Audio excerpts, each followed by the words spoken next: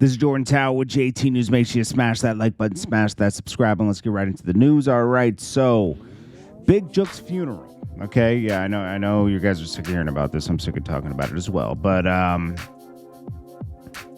it is a shocking thing. I mean, it didn't happen that long ago. It seems like it did, but it didn't.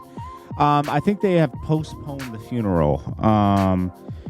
They did have a private showing, though, in a closed casket this week with the family. I know they did that. But as far as having like a public funeral, maybe they just felt like it wasn't a good idea. That's what I'm assuming, because I would have thought that. You know, it's like, listen, bro, we just had a funeral and right after it a killing happened, you know. It's not actually at the funeral, it's leaving the funeral, you know. Think of Black Youngster or anybody going to pay their respects. The police can't watch everybody after leaving the funeral, you know. And then, you know, I saw young Jock talking about this, and young Jock talked about it as he should have talked about it, you know, very delicately. But, you know, people were sick of having these conversations of people passing. But you have to remember that the streets are in hip-hop. A lot of ex-drug dealers are rappers, or drug dealers' brothers, or, you know, or rappers, you know, and they're emulating that lifestyle. And instead of rapping to leave the streets, they bring the streets with them sometimes. And, you know, a lot of my career doing music videos was doing business with street rappers, you know, and there's something, you know, there's something motivational about street rap, you know, because it's someone coming from nothing and getting rich and making it. You just hope that they make it and don't involve the streets, because when you involve the streets, it's a sick 360 that happens, you know, like you're rapping to get out of the street life. And it's hard to detach yourself from the street life because you want to bring everyone with you, and you bring them in, and then the other beef start, or you want to expand your business and you want to sign other street rappers, and it turns into a riff, and, you know, you get into this thing. You get into it. It's a cycle, man. And let's just be honest. It's not going to get broken. Just like the CEOs will always be greedy, and, you know, there's always going to be certain things about life that just don't change. You know, people are who they are, you know, and I'm not saying, oh, a drug dealer is bad. I'm just saying people are people, you know. Put anybody in the situation of the way Big Jook or Yogatti grew up, and you might end up in that situation, you know. People are gonna try to, like, if you're a survivor, you're gonna try to survive, right? And if you're not taught one way, if you're taught one way, you're gonna do it that way, you know. There's this big interview. Well, it's not a big interview, but there's this clip going around of Yogatti's mom, right, talking about Big Jook, and, you know, it's her fault he's in the life.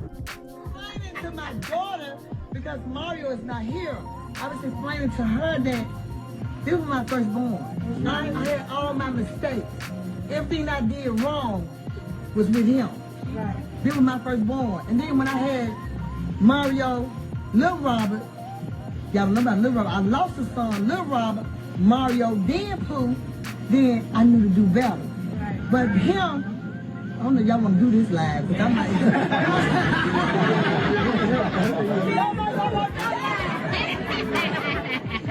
But with him, you know, my dope house got kicked in. He was right with me. That was my only son. I kept him with me everywhere I went. Hold on. But I'm just letting you know, college student. You know, he was in the dope house with me. With me. But before he got with you, okay, the dope house with me. All right. But I'm just saying, I had dope house that got kicked in. You know what I'm saying? I knew that wasn't the right thing to do, and I learned and I did better when I had Little Robert, Mario, and Pooh. But he was with me when 3-4 dope houses got kicked in. And I blame myself to this day for his lifestyle. You know what I'm saying? Because he seen what I did. Now, you know, it is what it is, man. Yogatti and Big Joke Mom speaks on how they grew up and Yogatti always talks about this, you know. It was at Ridgecrest, right? That's where we shot a lot of videos in the beginning. Yeah, I see a lot of people in the comments like, "Oh, when did you and Yogatti fall out?" We didn't fall out. We gotta wait, you know. I just exited the situation, you know, and he moved on too, you know. Like, you work with people during a period of time, and he went up a level. Like, that was the whole purpose of me working with him. I thought Yogatti was dope. I flew out to Memphis. We started working together, and he advanced, and that was the whole reason to work with him. Now, I did this with a lot of rappers. I did this with 2 Chainz. There's a huge list of rappers I've done this with, you know, and that was I get something out of. I like going and finding people that I think were dope and helping them to get to the next level. And Yogatti was already had a system in place. He just needed more exposure, you know. He was exposed in the Midwest. He was already big, but he needed that. Most people in New York didn't know who he was. You know, I knew who he was because I keep my.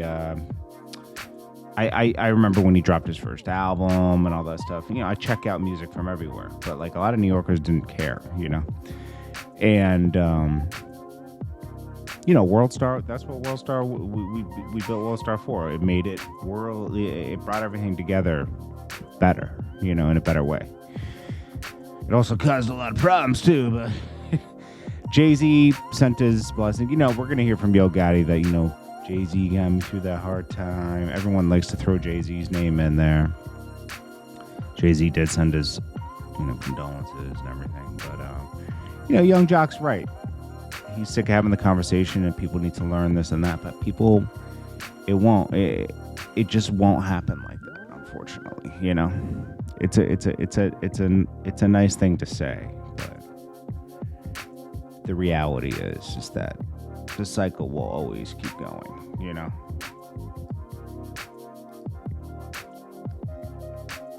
Meg Thee Stallion, it sounds messed up to say that, I'm gonna be honest, but it's true.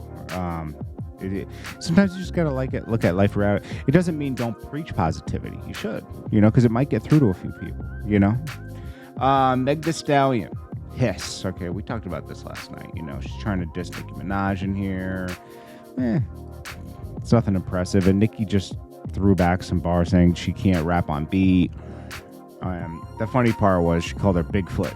And she said, get back on your good foot. I'm going to tell you something, man. I'm not a big fan of Meg Thee Stallion. She is nothing but trouble, man. She alienates everybody she comes in contact with. Party courted her. You know, bunch of people, man. You know, it's not just her against the world, okay? I'm telling you. Sometimes the common denominator could be her. And, you know, she's been through a lot. She lost her family member. She doesn't have a mom or a dad. She lost them, like, within the past 5 years. And that probably made something click inside of her where she was cold, you know? She probably still is cold, you know? It takes a long time to heal from life. It's like a life betrayal, you know?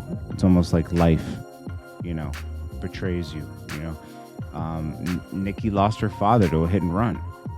You don't think that it affected her? I mean, come on, it made her colder, you know? It's funny how Meg Thee Stallion was on The Breakfast Club because they are trying to destroy Nicki Minaj again. They did this with when Cardi B came in. They were trying to get her to... They were fueling her. They were trying to get back her on her campaign. You know, they were like, you're the new one. You're the new one. They were trying to replace Nicki.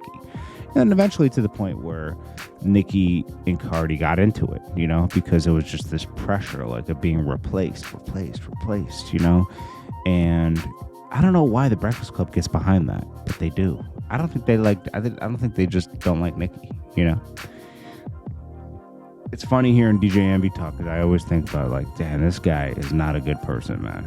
Like, let's stop pretending DJ Envy's a good person, please. This is Jordan Tower with JT News. Peace.